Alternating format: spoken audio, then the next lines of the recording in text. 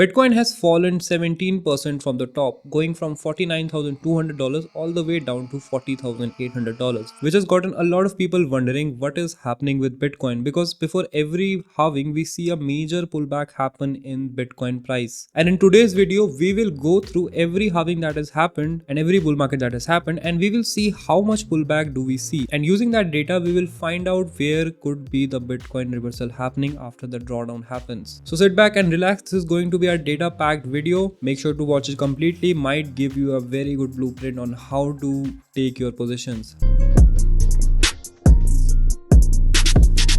So we will be observing Bitcoin in the 1 week time frame. We will not be going in shorter time frames because this is for the spot bags. It's not for futures. So let's see, when is the Bitcoin halving? It is after 91 days on 20th April 2024. And if you see the Bitcoin halving dates in the previous years, it was 2012, 2016 and 2020. And if you remember when the bull markets come, you will see that the first bull market came in 2013, second came in 2017, third came in 2021, and the next one might come in 2025 if we go by that pattern. So every year after the halving, we see a new Bitcoin top happen. But just before the halving or sometimes after the halving, we see a major pullback come in Bitcoin. So let's see how much was that. We will skip the 2012 version because then the Bitcoin market cap was very low and the price of Bitcoin was barely $10. So it is not suitable to observe it. But in 2016, we can go back. So let's go back in time a little bit. So in 2016, July, we saw the second halving happen, and this was where the halving happened. If we see the Bitcoin price before that, we will see that it rose almost 300% till 13 June, 1 month before the halving. And after that, we saw the halving take place and Bitcoin price fell at the same time in the upcoming months till August 2016, and a new bottom was made. It was a 40% pullback and the top was created just 1 month before the halving. Even before that, we did see a few tops being created where we saw more pullbacks. So there was a 40% pullback before this. Then there was another pullback just here. This was another 20% pullback. And then we saw a major pullback that was 40%. Even after this, we saw some major pullbacks happen. But the price of Bitcoin was barely $500 at that time and market cap was too low. So we will not consider it. We'll just say that the top before the halving took a 40% pullback. After this, the bull market happened. We made a new top just 1 year later, and then another bottom was made at $3,000 in January 2019.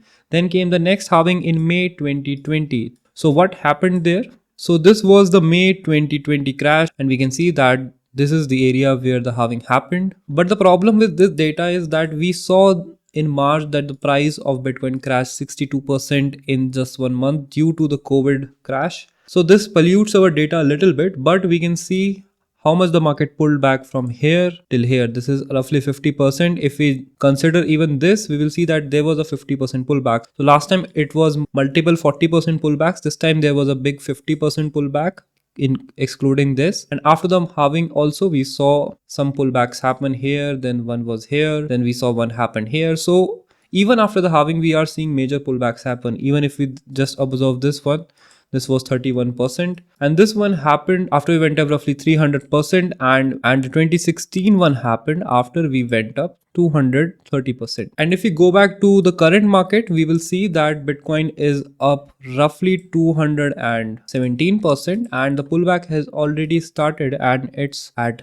roughly 16-17%. So how low can the market go? If we calculate the first support that I have marked, that's 25%, and second one is roughly 40%. So 40% from the top looks like the worst case scenario because the market has changed a lot. The miners are not selling right now because ordinals have been introduced. So there is a lot more money to be made for them. We also have the Bitcoin ETF that's filling in the liquidity. So 40% crash could be the worst case scenario here, and a medium case scenario could be 36 to 37K. So not saying that this is the crash. This one might just recover from here and then another crash might happen. That is in the short term market, and the short term market can be observed through the liquidation maps. If you see the liquidation map currently, it's on the 1 day time frame, and you can see that it's almost balanced. If the price moves 1000 on either side, we will see massive liquidations happen. But in the 7 day time frame, we are seeing that shorts have increased a lot and longs have been liquidated. Same thing is happened on the 30-day time frame. From here the market will bounce in the short term, but that might not sustain. We have to keep that much in mind. Also, if we observe the SPX is forming a double top in the 1-day time frame, but this double top is about to be invalidated. So this uptrend might continue, and if this uptrend continues, the Bitcoin price can also recover. So I've discussed with you both the long term and short term time frame that we need to observe, including when the bull market can start. It will top out in 2025, but it will start just after the halving, and before the halving or even after the halving, we might see a 30 to 40% pullback from the recent top. So these are the things that I'm keeping in mind before taking any trade. If I choose the leverage, I make sure that I don't get liquidated. If the market pulls back 30 to 40%, I can hit an SL before that, and I take up positions on major pullbacks like these, because I know that these pullbacks have happened in the past and can happen right now also. And if you build a good spot back, you can still make a lot of profit. We saw 2000% gains in just single bull markets also. So how did you like the video? Make sure to hit the like button and subscribe if you are new here. All of this information is available on the internet. You can draw your own conclusions. Thank you for watching, and I'll see you in the next video. गोरी peg खींचे NEET लफ्ज मेरे हथियार पहली चोट no के scene जैसे गिल्टीन रगो मैं बहरा निकटीन नशीला पदार्थ आज कश तुझको दूं पहला पफ मैं ले लूं चाहता मुझको खून बचले बेटा